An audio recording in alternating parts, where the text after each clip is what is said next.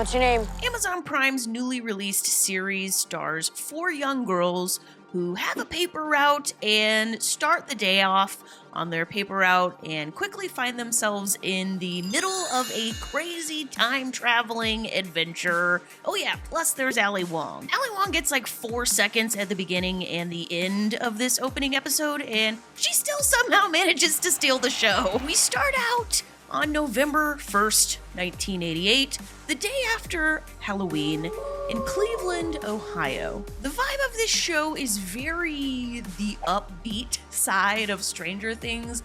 I mean, it's very...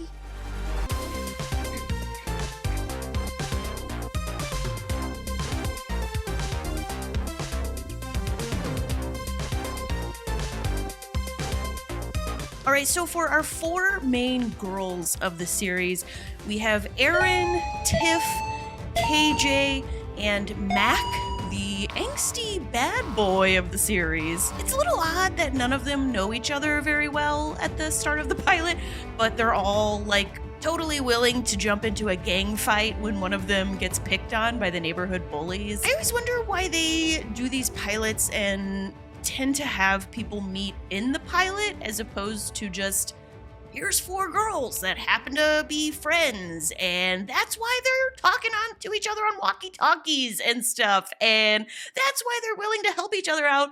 But I guess then we would lose the magic of them getting to know each other, so I get it. I believe more than one of these girls ends up being queer, and I'm feeling like Mac has to be one of the queer ones, right? And this has nothing to do with me seeing myself in her whatsoever. Okay, it has a little to do with that. Mac as a character in this pilot is interesting because all 4 of the girls are struggling through this opening episode, but you can really tell that Mac is the one who is, you know, she's mean and she has all these biting quips, and it's just obvious that she is the one who is maybe the most backed into a corner, who is definitely using these things as a self-defense mechanism. I'm gonna like bite you or something.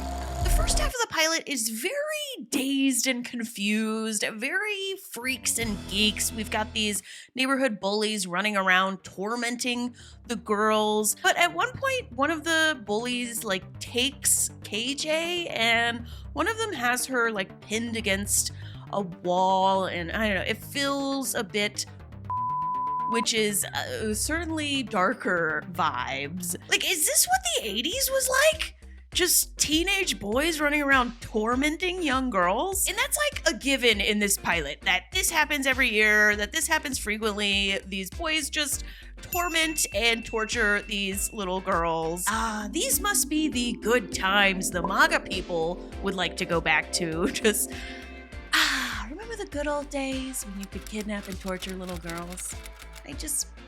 I can't. Lemonade doesn't even taste good anymore. Another thing the neighborhood bullies have done is they have stolen Tiff's precious walkie-talkie, and the girls decide they're gonna get it back. So the girls go to this empty house that's under construction where Mac thinks the bullies are. Oh yeah, one of the bullies is Mac's brother. Gross. And then when they're inside of this house, this is when the science fiction portion of the programming kicks in. I gotta say, my one big critique of the opening episode is when they sort of yada yada this whole time warp thing. It's like, here's some purple and pink lights, and we're gonna play some walkie-talkie audio with some Russian-sounding language, and ta-da! We're not the 80s anymore. The girls freak out and wind up biking back to Mac's place. I love when Erin goes to take her shoes off and the other girls are like, what are you doing? That's how my wife reacted to me the first time I came over and did not take my shoes off. So the shit has hitteth the fanneth, and the girls realize, oh my god, we might be in the middle of a Russian invasion or a nuclear apocalypse, and decide, you know what we should do?